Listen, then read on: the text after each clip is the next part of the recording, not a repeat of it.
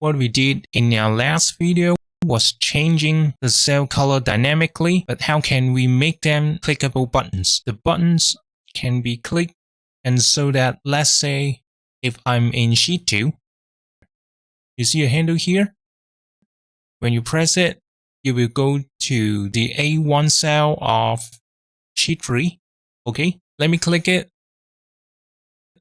Good. And now I'm in sheet 3. Alright, let me get back to sheet 2.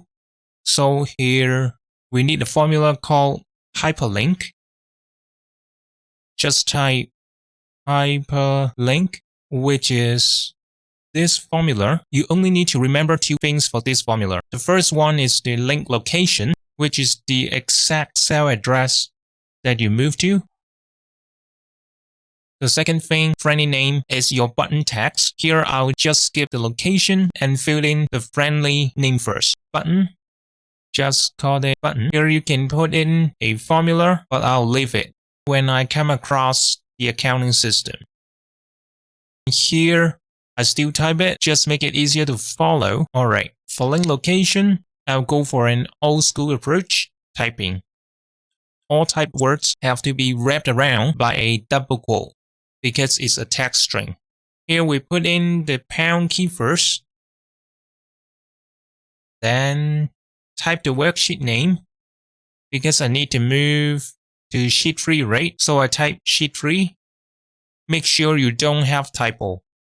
The name must be matched exactly sheet 3 and then A1. Something like that. Enter. Here you see the button. So let me press it and it will automatically go to the cell A1 in the worksheet of sheet 3. Typing sheet names one by one is not convenient, right? Just like this one, if I change this to A button, the change is shown here. In other words, what I need to do is make sure our hyperlink formula changes along with another group of cells so that I don't need to type one by one. Alright, let's say if I link to sheet 1, let me create a sheet 1 first. New sheet, sheet 1, open the first. Let me get back to sheet 2 first. I want to link to sheet 1, 2, 3. So let me change the button name first. Instead of A button being wrapped inside the quote, I make the friendly name to point to cell A5 or whatever cell that contains the target worksheet name. If I press sheet 1, it will go to sheet 3. Why? Because when you look at the formula, it points to sheet 3. So what I'm going to do is a bit tricky. This sheet 3 has to point to cell A5, right? Let me show you. If I type A5 directly, it won't work. Why? Because it's wrapped inside a double quote. A5 becomes a string when I type A5 and the exclamation, boom, it should not work. It happens because worksheet A5 doesn't exist, right? But I do have the string of pound key, and it's followed by another string that is inside cell A5, and you see A5 becomes blue. Excel is reading the text inside the cell A5, which is sheet 1. Okay, what follows and is an exclamation mark. Record that this exclamation mark comes after the worksheet name, right? Behind it, we put A1. Let's say this time, we go to cell A2 instead. Enter. Let me press the button sheet 1. Boom. Where am I? I'm in A2 of sheet 1. Get back to sheet 2. If you want to change this cell, then you need to wrap this string. Just remember to wrap this string. And then link to a cell that changes. Okay, make sure your text string is just like what we did. a pound key followed by your worksheet name, exclamation mark, and then the target cell reference. I don't need to change because I fixed my target cell to A1. Okay, here you see that A5 can be changed and A5 turns blue. Drag it down. So I will see A6 here contains the text sheet 2. For cell 8, it has sheet 3. Let me press sheet 2 here. I'm in sheet 2 already. So if I press sheet 2, I should get to this cell, which is A1. See me press this. Oops. And I'm now here, A1. Let me press sheet 3. Click it. And now I'm in sheet 3. Cell A1. Alright. Indeed, we can incorporate this with what we did before. We changed the cell color before, right? It's a little bit tricky because I named sheet 1 already. So in other words, I have to move the previously done conditional formatting over here. Alright, then just like what we did, Alt-O-D to bring up the conditional formatting. New rule, and then use a formula, insert the formula, and then edit rule. Let me select this cell.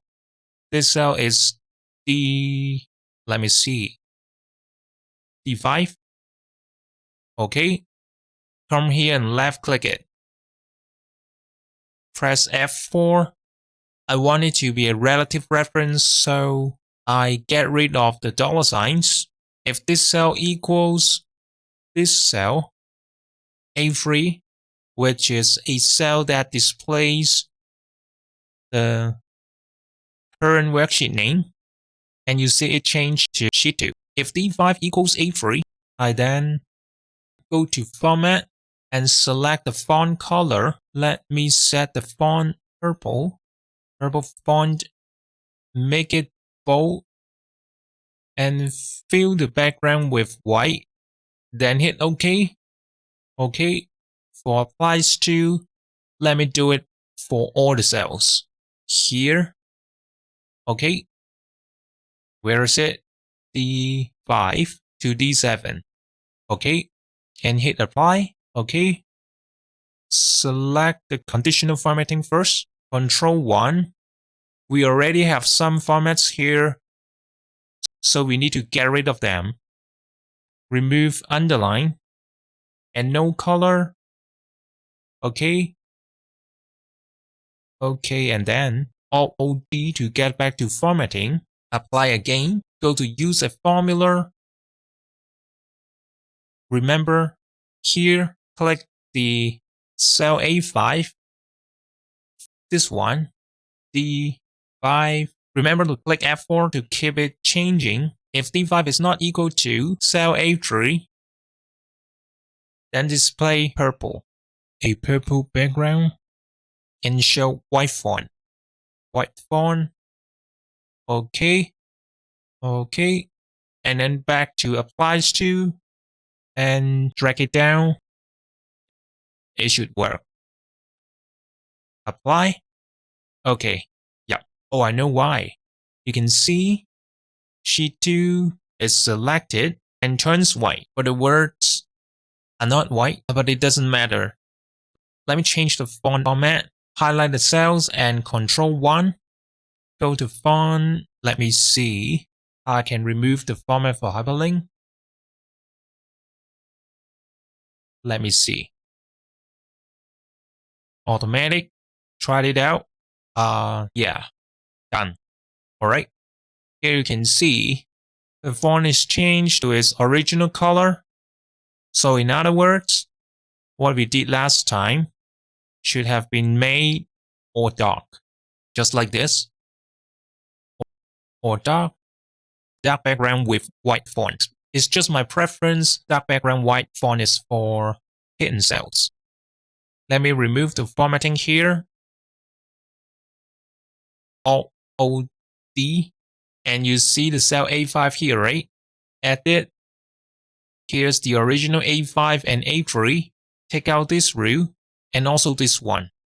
delete all of them. Delete. Apply. Okay, and it's all dark now. So I'm going to just hide this column. And I try pressing sheet 1. And it'll go to sheet 1. Indeed, I can. Let me unhide column A.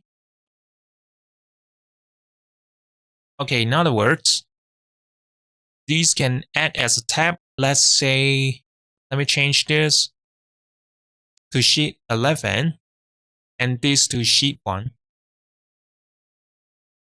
Just be aware of typo, and now sheet 1 is in white. Press sheet 1 and it moves to cell A1 of sheet 1. That's it. Alright, bye.